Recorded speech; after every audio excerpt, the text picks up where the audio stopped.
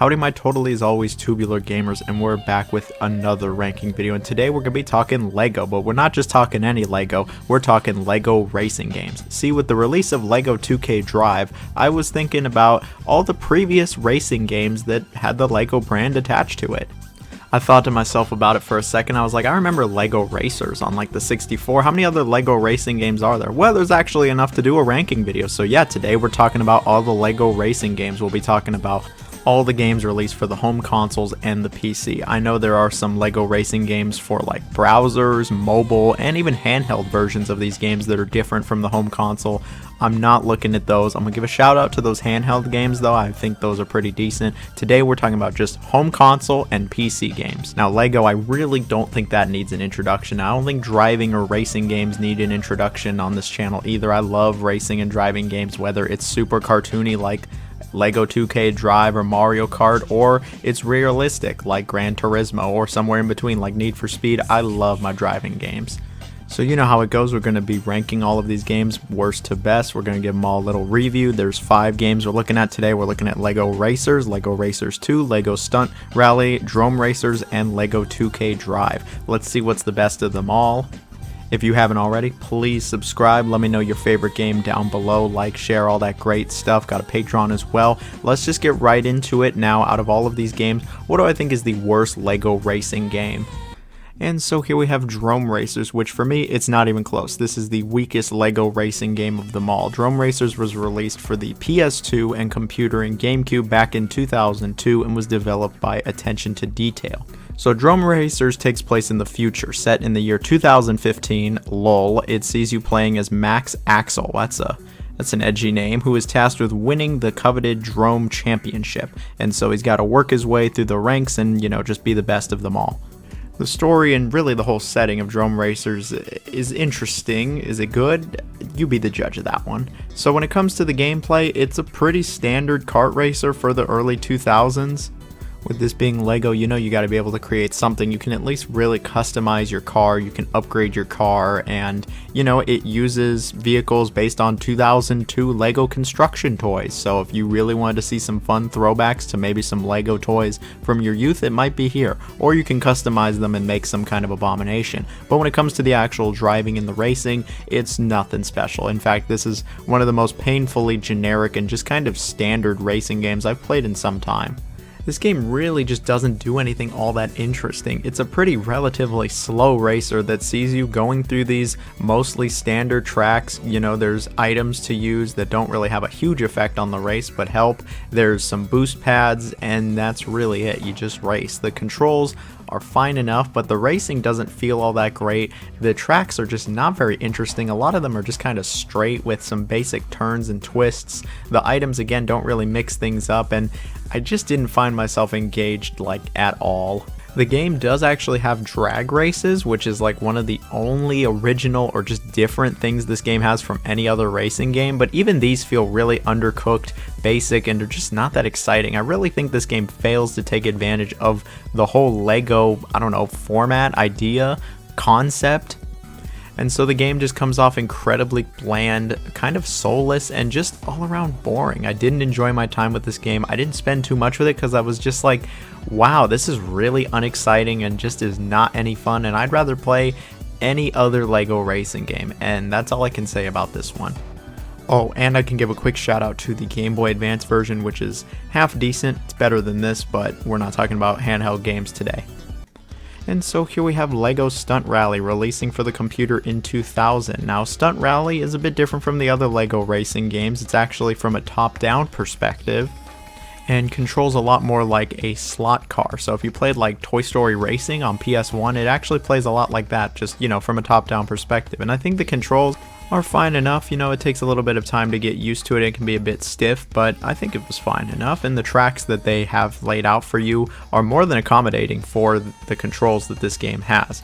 So really it's just kind of a basic little racing game. You have a bunch of different races on this map to do, and that's really about it. And these races themselves are nothing all that special. Again, it's pretty basic, the tracks to accommodate the controls. There are some items and power-ups to use that can affect the race a little bit, but really don't have a huge effect on them. The courses are fine. I couldn't really remember any of them an hour after playing this game, but there were none that really stuck out as particularly awful. I would say they were all a bit generic and just bland. In fact, I'd say this whole game, yeah, it's a bit bland. Like, it's just not too exciting. The racing itself isn't all that exciting or challenging. Really, this game's best aspect is the customization. Unlike Drone Racers, it actually understands that it's Lego and really lets you customize everything. You can really customize the car here, and the biggest selling point of the game was the track editor. You can make your own tracks, and I liked making tracks in like the old Hot Wheels games, but I never really got into this one, and that's the big aspect, is that you can actually create stuff. And so it definitely understands the Lego aesthetic, vision, whatever you want to call it, more than Drone Racers. And this game, you know, at least it's really short. It's like an hour, hour and a half. It's just over before you even know it. It only is on the computer outside of a Game Boy version, so unless you want to boot up one of the old computers or there's some kind of way to make this work on a modern PC, you're not going to be playing this game. But I'll be real, you're really not missing anything. And so here we have LEGO Racers 2 releasing for the PC and PS2 in 2001. Now, LEGO Racers 2 tries to build on the first game, and it does in a few aspects. Story's pretty simple. You just kind of want to be the best racer, and that's it. You can actually customize your character, and you can completely customize your car. You make it from scratch, so I'm going to give some props there. They understood the LEGO vision. So when it comes to playing this game, it's actually a bit different than what you would expect. You're dropping into these open areas that you can actually freely explore, and in these worlds there's actually these collectibles, golden bricks to find, hidden in the world, so you actually get to explore around looking for these. Then there's all the events. There's a couple races for each world, and even a boss race as well, and you'll be required to do all these to continue. There's 5 worlds in the game, and they're all pretty different from each other actually. There's Sandy Bay, which is kind of beach-like and like an island. There's Dino Island, where it really is just an island with dinosaurs. There's Mars. Yes, the planet Mars is here. There's the Arctic, so, you know, it's cold. And the last place is Alex. I don't even know how the hell you're supposed to say that. The environments are varied enough and keep things interesting for the game's short runtime, and I think it's kind of cool you can actually explore around these worlds. Sure, they are very barren and there's nothing going on, and if you know where all the gold bricks are, you'll be done exploring these in a few minutes, honestly, but that's why the races are here. The racing itself, you know, it's not going to be challenging. It's a Lego game, and the driving itself feels fine enough. It does feel a little loose, and I wouldn't say, you know, it feels amazing, but it's fine enough. There's items here which can actually affect the racing a little bit.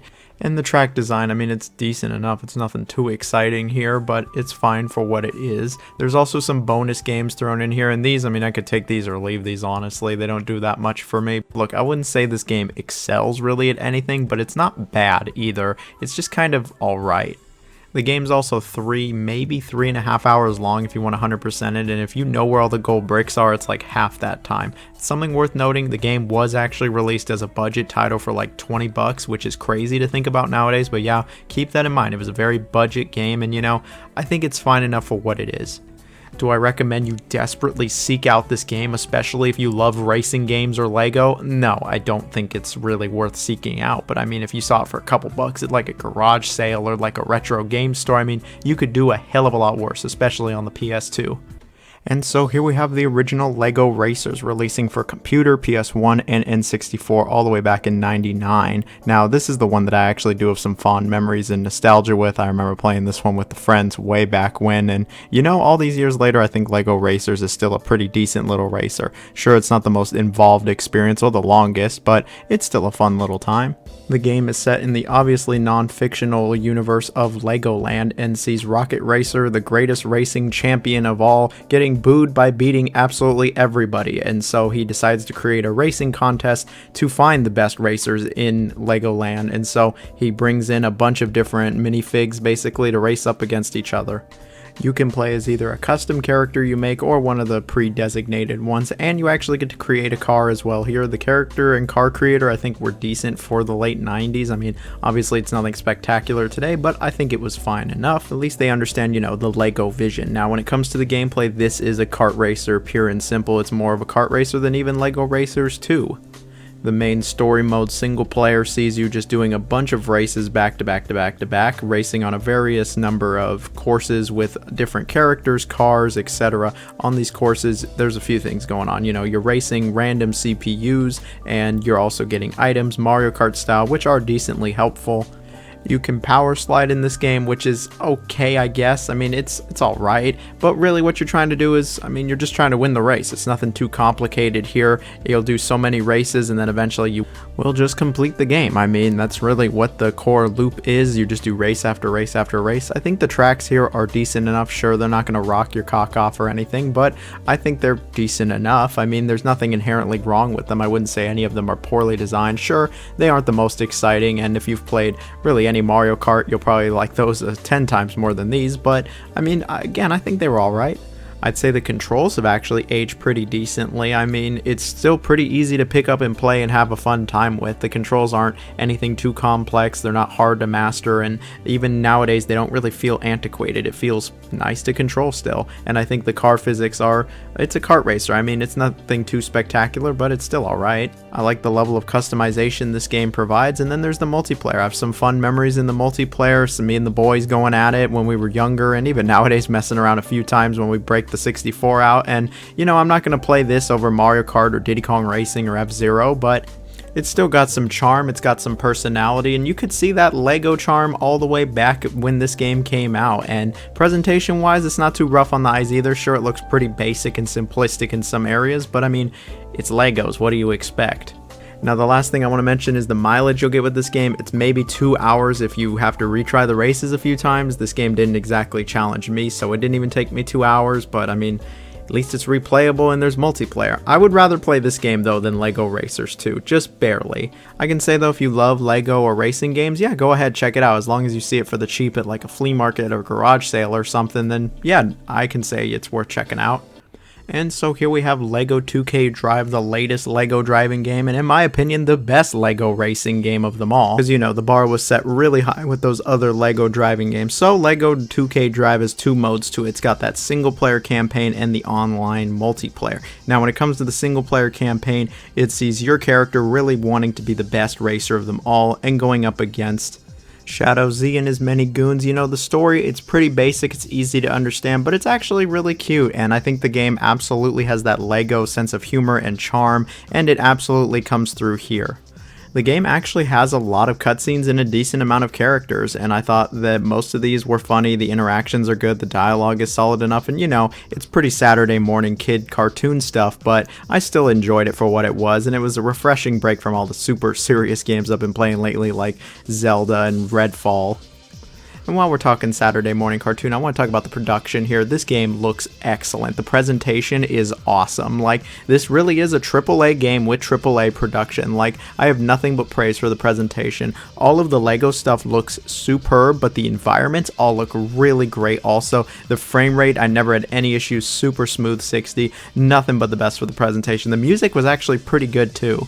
So while all that is well and good, let's talk the gameplay. Now, when it comes to LEGO 2K Drive, it actually plays a little bit like LEGO Racers 2. You're dropped into this big open world that you can freely explore and get into races, but there's also a bunch of side challenges, side quests, and collectibles to find in these open worlds. There's 4 open worlds. One of them is kind of like a tutorial area though. And I think they all have a decent size to them. There's actually a lot to see and do in these areas. So a big portion of the game, you know, of the driving game, is the racing. Now, the racing in this game is pretty chaotic. It's quite fast, and it's easily the fastest and most arcadey of any of these LEGO racing games. But it's also without a doubt the best. The racing actually is really nice in this game. The cars control really nice. It's super easy to pick up and play. It does have drifting that is really generous. In fact, the driving in general is really generous. Like, the cars accelerate really fast. They have really good top speeds.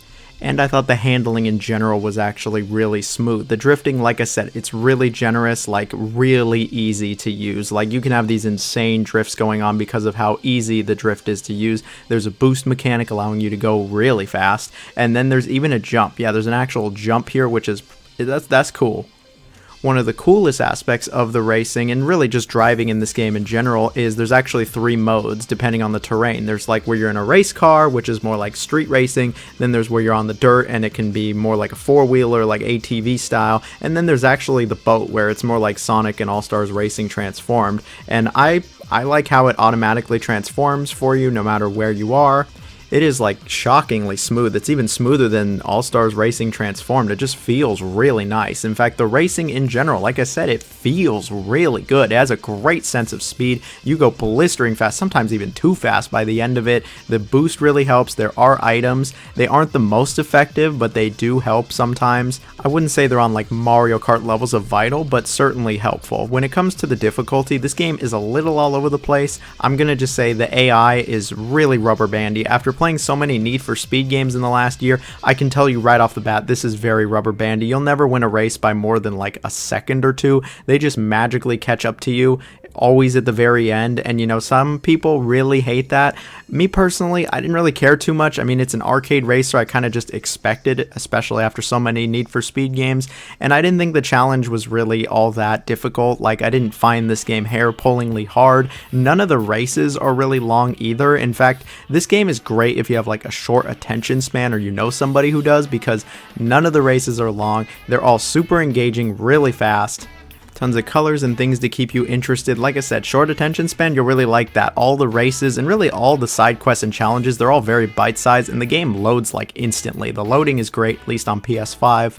But let's talk about that now. I think all the races are actually good. I think the racing is good. I think the mechanics are good. The AI, yeah, they cheat and they catch up to you, but I think the racing is still a lot of fun. So the other things going on in the open world, there are some side quests you can get from characters where you got to go collect something, go push something with your car, or go find someone and do something for them. It's nothing too complex, and most of them are decent enough. Some of them are kind of annoying, I won't lie. And any of them that take longer than like 2 or 3 minutes to complete feel like they're taking an eternity with just how breakneck this game is. And then there's a bunch of challenges all over the map that you can do where it's like simple time trials, or get from here to here as fast as you can, or drift around some corners. Nothing too complex here. They add a little bit also. And then there's a bunch of collectibles here, whether it's cash to build cars, or just one of the many collectibles. You'll be exploring these open worlds for a few hours. Not too long though, because I'll just be real, this game, it isn't the longest. It's the longest Lego racing game by a landslide, but it isn't the longest when compared to even other racing games released in the last couple years. I finished the main story, and I took my time, by the way. I did not plow through this in like 7 or 8 hours. If I did just the main story, I probably could have beat it in like 4. If you want 100% the game, it'll probably take you around 10, maybe 11 hours, but that's not a lot of mileage for a $70 game. So then we have the online multiplayer. Now, it looks like to play online you need parental permission.